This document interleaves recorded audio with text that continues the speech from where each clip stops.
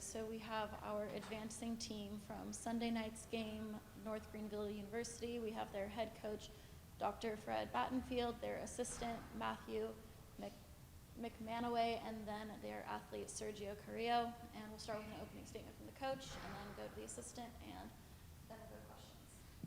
Okay. I still think you spelled wow wrong, but you know, no one, like I said yesterday, no one really expected North Greenville to get to this point. You know, people in our own conference didn't even believe that, but you know, it's one of the things that we have done all year long, and as Sergio says, is we do what we do, and we keep pressure on people. I think we served the ball extremely well last night against Princeton, got them out of system, and our blocking got in their heads a little bit in game 2, I think, but they made a nice run coming back. But how many people have seen a 40-38 game? That was just amazing volleyball. I mean, we're just extremely fortunate to come out of that. But I was thinking about, you know, what our seasons have looked like in the past. In 4 of our 8 seasons, we have played the defending national champion during our regular season, at least one year. We started with Ohio State, played Loyola one year. We started the program with Pepperdine, and now we get a chance to play Hawaii tomorrow.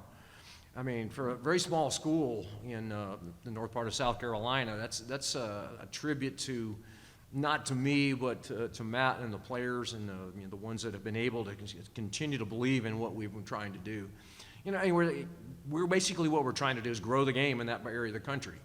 You know, more and more giving more boys an opportunity to come in and play and develop something that's very, very special. So that's something that we've been able to do. And so, you know, I just consider myself the architect of the program, the foundation, the builder sitting next to me. Matt is the one who basically is responsible for on-court coaching and really working with the boys and try to develop our system and the culture that we've developed the last few years. And it's been successful. It's been very, very successful, and we've got a tough task ahead of us, and I'll admit it. I mean, you just don't go up against a team that is good with the type of reputation and tradition that Hawaii has, but, you know, we just like to go out and we love to play. You know, we just showed it last night, 40 points. That was a lot of fun. Not really. But we hope to be very competitive tomorrow. We've got some work to do, I think, taking a look about, you know, how do you approach a team that plays at that level on a consistent basis. We get to play 1 or 2 teams like that a year. But I think it'll be fun. I think it'll be a fun for the sport of volleyball, because we're the underdog, the Cinderella, whatever terminology you want to use. But we're going to go out and have some fun against a phenomenal team. And we were able to extend our visit a little bit, too. That's been the fun part. So. Yeah, I thought from start to finish last night we did a really good job of just controlling the flow of the game. You know, Sam has a really great, strong Princeton team. Watching them play Penn State in the semifinal of the EIVA tournament, just a great team, and for us to be able to control the flow, control the dynamic. You know, I felt like for the most part we were in control of the match. You know, we did a great job siding out last night, and when you're able to side out 70% of the time, I mean, that's a good night, and I think we were hitting 75 to 80%. So, you know, when you're looking at those numbers and just being able to keep the other team on their toes, especially an aggressive serving team like Princeton, that just shows you the film study, the guys working hard. You know, it's kind of like playing offensive line in football, playing back row, being able to pass like that. It's like the trenches. Nobody really wants to give those guys credit, but I thought our outsides and our libero had great games behind the 10-foot line. You know, for the most part, Sergio was in front of the 10-foot line, which is always a good thing when your setter's not wearing his track shoes. So we were able to control the flow, made things easy for us. We were in system. I mean, both of our middles hit 500 on the night, and when a team can get their middles involved like that, it's just so hard to beat a team. But like I said, I mean, that was a great Princeton team. I'd be lying if I said, you know, there wasn't a part of me that knew we were going to win, but I knew it was going to be tough, and I'm just really, really happy with the turnout, really happy with the guys and the effort that we had. Yeah, basically, yeah. I got to give all the credit to passing and serving. I think that's what it's been helping us all year, and be able compete at the highest level. I think our passing's been great most of the year, and then we got 3 guys with Diego, Michael, and Gregory that can really pound the ball from that back there in the service line. And I knew it obviously because I know the rotation, but then Coach yesterday said it, and I didn't even realize and looked at it like that. But we got those 3 guys serving in order, one after each other. So I mean, that can really give us a pump and give us a lead when we need it. And after that, we just got them in 10, and we can go point by point, but we got a lead.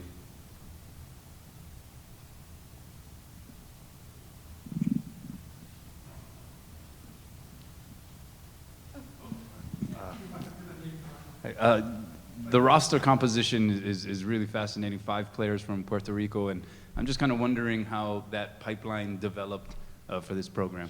That would make sense. That would make sense. But if you guys could just comment on that. Well, back in Columbus, before, when Sergio was still I guess he was probably going into his senior year in high school, I saw him play on a side court.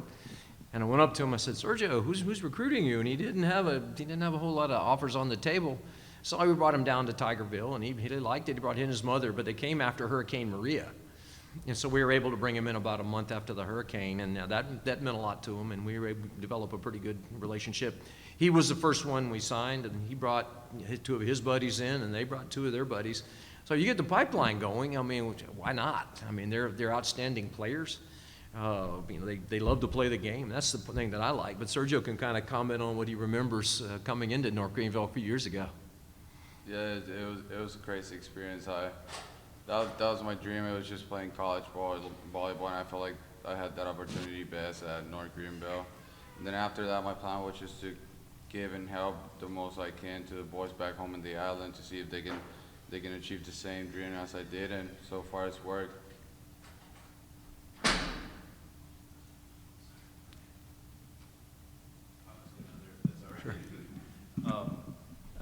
Just wanted to ask you two, Coach and Matthew, how special this is. I mean, to accomplish what you guys have accomplished, you guys sort of helped to start this thing, really, in essence, and especially with what's, in the immediate future for you, Coach. Just kind of wanted to get your thoughts on what this experience has been like and going through this. Well, I grew up in Arizona, and I was a huge UCLA basketball fan when I was little. I mean, I followed Coach Wooden and all the phenomenal basketball that went on in Pauley Pavilion. As time went by, I learned more about how good the volleyball program was once I started playing. I thought, so one day I would love to come to Pauley Pavilion. Then I moved to the East Coast, and I thought, well, I will never get there. And then I saw this year at the beginning of the season, I went, the championships are at UCLA. I kept telling my guys, something special is going to happen if we just keep working hard. And Matt pushed them pretty hard in the fall. He really did, and once we got into the season, some good things happened. But we walked in the gym the other day and went around like, wow, that's my word, I guess. But it's kind of an awe-inspiring just to see a phenomenal facility with so much tradition and so many great players and coaches that have been on the sideline. But just the experience is something I'll never forget. I mean, this is just, and especially the chance to win one, the first one for our conference, and move forward against a phenomenal team. Yeah, I mean, for me, I started at the program. I was part of the inaugural team 2015, which feels like a decade ago. And to see the team go from less than 500 and be kind of one of the bottom tier teams in Conference Carolinas to being the first team ever in Conference Carolinas history to win a first round game in the national tournament and to sweep the team that we played. Those first couple years were tough. They were rough. They weren't fun. And to see the transition, for some of the guys, like I think of Sergio, who stayed with me on his recruiting visit, and to see Brandon, who I played with, or outside, to see those guys be able to get to this point in their careers, and see all their hard work pay off throughout the entire fall. It's unforgettable to be able to take this team out here, do the things that we've done. It's just, you can't put it into words. It's like a sense of pride, that your team was one of the few that was lucky enough to make it into the tournament. Your team was one of the lucky ones that is playing in this beautiful arena, playing for a chance for a national championship. You know, I think that's the drive behind our team. In the fall, we would spend hours and hours in the gym, and the thing I was always pushing to the guys was, you know, yeah, the conference tournament, we have to get through that, but the ceiling on our team is just so high, and with the athletes we have, the talent that we have, you know, winning the conference shouldn't be the final goal for us. Doing what we did last night is not the final goal for us. That's just a stepping stone. Getting to the point where we can advance further into the conference or the national tournament, you know, just being here, being able to fly out here and do as well as we did. You know, we're 3 hours behind from our normal time. We've never played in a place like Pauley. You know, we hardly play, like Coach mentioned, we hardly play some of the big D1 schools. And to be able to do what we did last night and do what we've done so far this year, it's just incredible. It's definitely one of those experiences that I don't think I would want to spend it with any other group of guys. This team is just so special, and they will always have a special place for me just because of the effort. And, you know, it's funny because coaches are, you know, I'm the one supposed to be teaching them everything, but I feel like I've learned so much about coaching, about volleyball, and just about being a great guy, you know, being a great person, just spending time with these guys, being able to enjoy that time with them. So, yeah, it's still like, I still kind of have to like tell myself like, okay, you know, we won conference, okay, now we're going to California, okay, now we just won, like we just beat Princeton, you know, now it's like, okay, now we get to play Hawaii. So it's kind of like, I have to like keep reminding myself, like every time my fiance calls me, it's like, we're playing Hawaii Tuesday. Like I have to let that like sink in. I have to let it like become real. So it's been a great experience.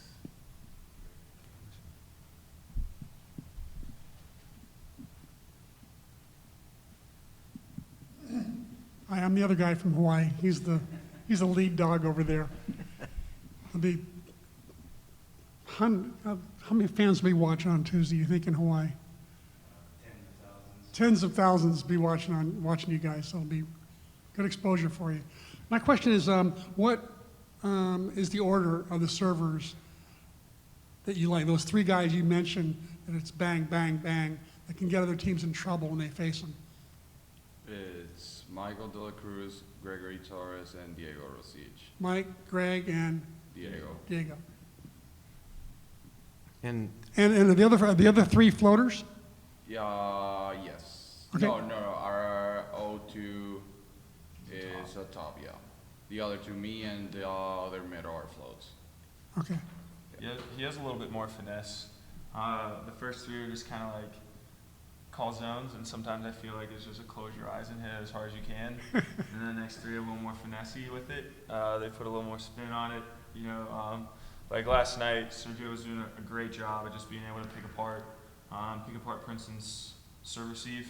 And I think that's one of the things that's really benefited us this year is we've been kind of a bully from the back row. We've been a bully from the service line. We've been able to beat a lot of teams from the service line. Obviously, you know, it's why they're going to be in system. And so to do whatever we can to get them out of system is going to be the goal.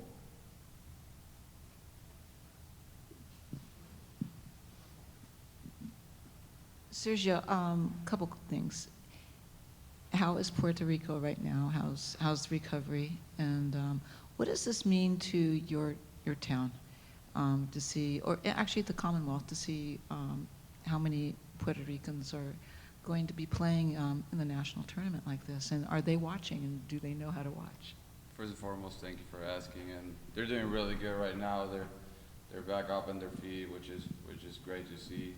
And I mean, for all of us, for all of the 6 Puerto Rican guys we got on the team, it's obviously hard to be really far away from our family, go to school, but we all know it's a sacrifice we got to make in order to achieve the goals we want. And yeah, no, all the people in the school have been proud. We've seen since we won Conference Carolina Championship and last night's game that we won, we've seen all the support that people have been giving us and all the people watching. So yeah, we really appreciate that. And every time we step on the court, we're always thinking and just seeing our flag and playing for it. Is there extra motivation for you folks, knowing that coach says he's going to retire after this year? Of course, we've talked like, if you guys win it all, he's going to go talk to the administration, and Matt, you're going to have to wait a little longer. But was there extra motivation? For sure. I mean, I know he was the one that started the program, so he's been through all the ups and downs of the program. It's great to see that his final year, we've given him so much things to celebrate about. But yeah, I mean, we don't want the story and the chapter to end right now. We hope to keep going, but obviously it's not just saying it. We got to do it. We got to come out there tomorrow and perform. Do we have any Zoom questions? Okay, we're going to go to questions through Zoom. Okay.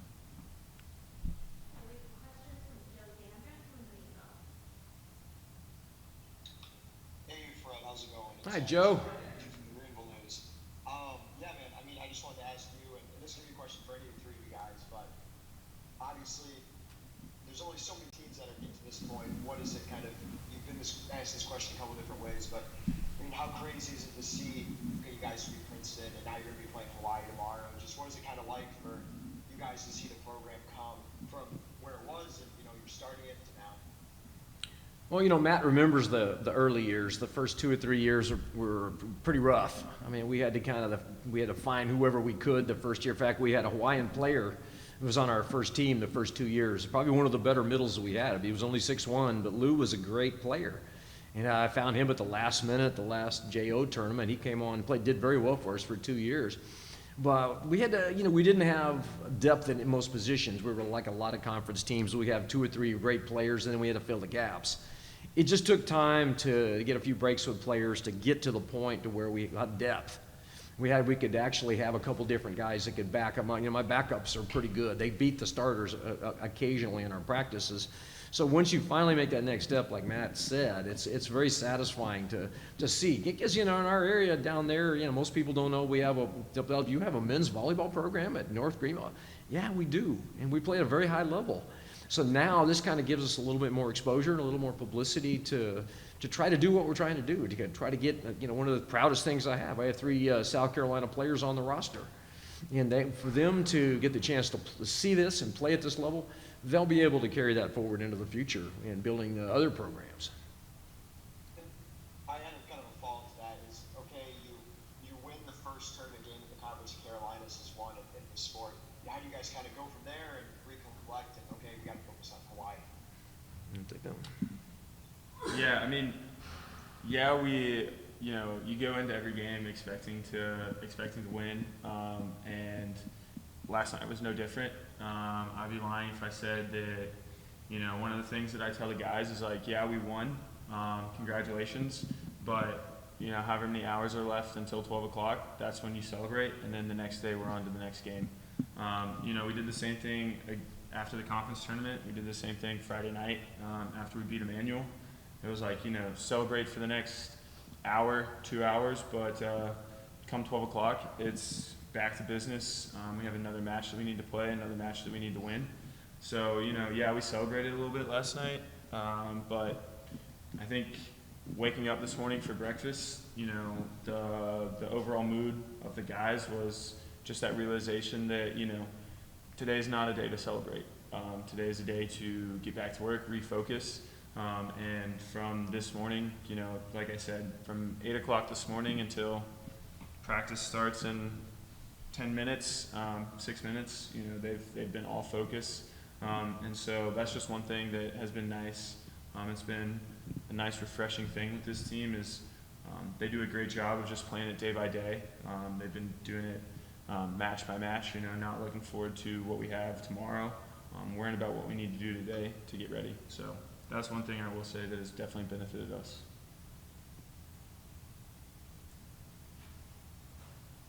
All right, do we have any more questions? Thank you, guys. Okay, thank y'all very much.